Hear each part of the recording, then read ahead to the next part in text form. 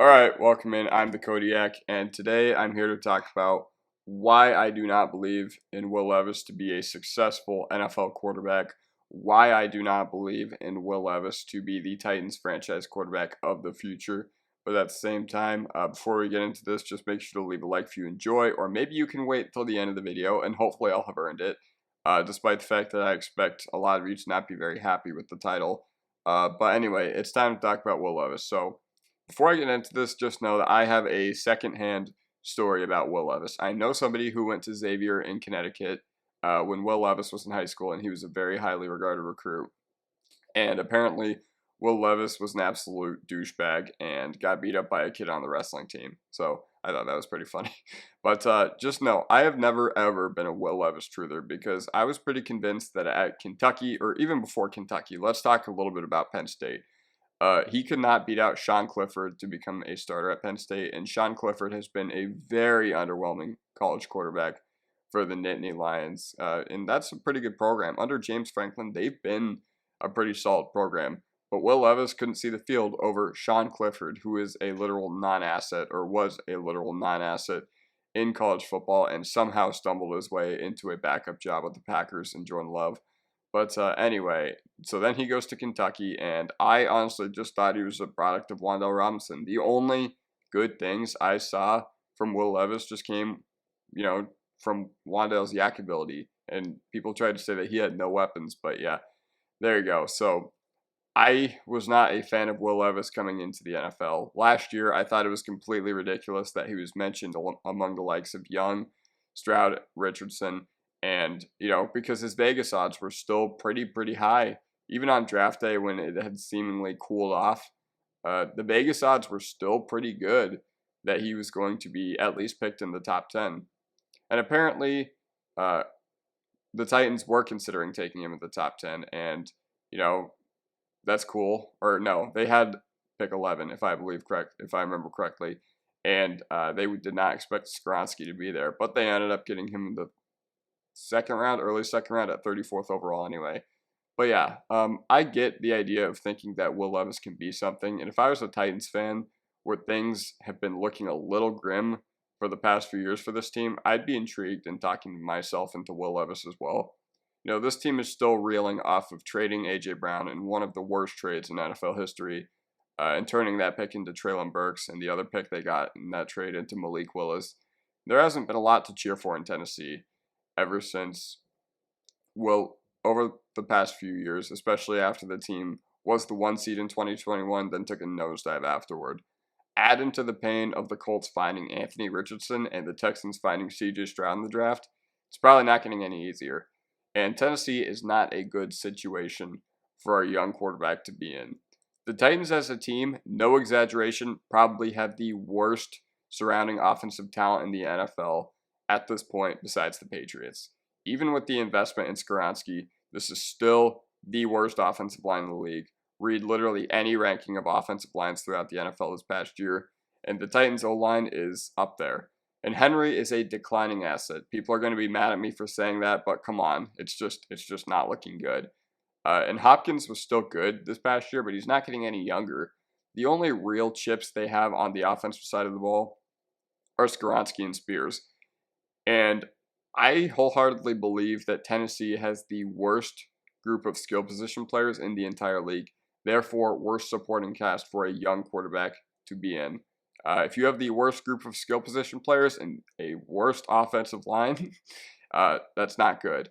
Burks is a complete nothing burger. Okonkwo is fine. He's a fine developmental piece at least, and he's had some pretty solid games. And I definitely believe in him, but I still want to see more. Phillips is nothing. Yeah, no, I don't know.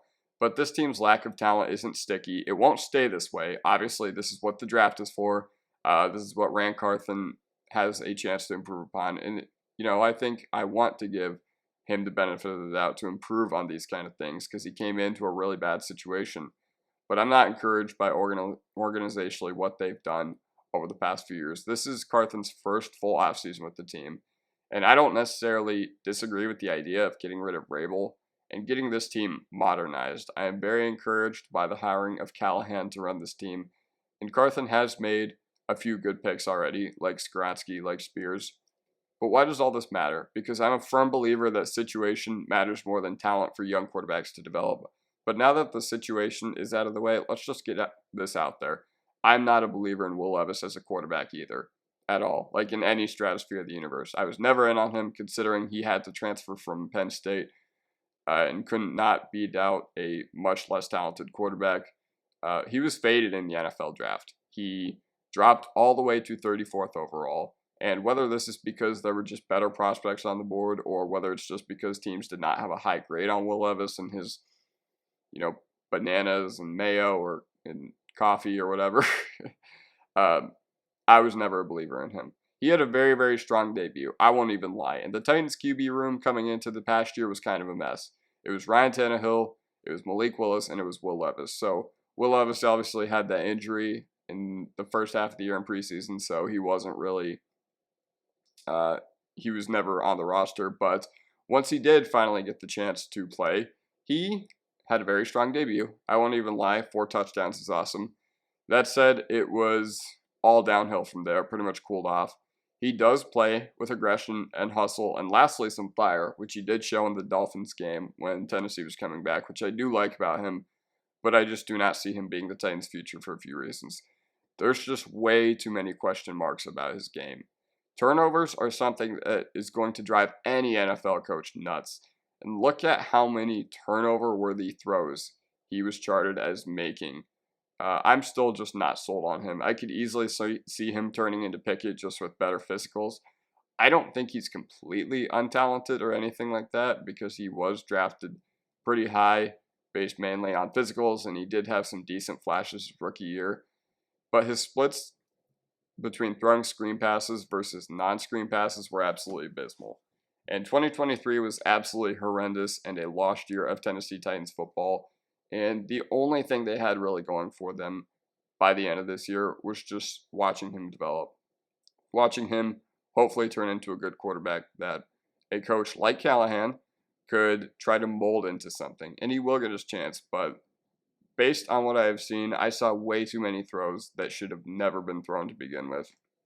I did not see a guy who could read through his progressions. And the only time I did come away impressed with Levis was when he was throwing to wide open guys. So even with Tennessee's lack of talented skill position players, I don't know. I'm just not in on Will Levis. I don't think he's going to succeed. And, it's more about the situation than it is the prospect. Because I do not believe in Will Levis as a prospect. I don't believe in him as a quarterback. I was, even as a guy who was not a truther coming into last year's draft, he showed flashes, and I won't disagree with that. But I would have liked to see more after the first Atlanta game. And yeah, I just don't know. I think there's such a gray area when weighing talent and situation in the NFL as far as development of young quarterbacks. And this guy clearly has the physical tools to be something in the league, but I don't know. I'm just not a believer. And yeah, let me know what you guys think in the comment section down below. Anyways, I'll see you guys next time. Peace.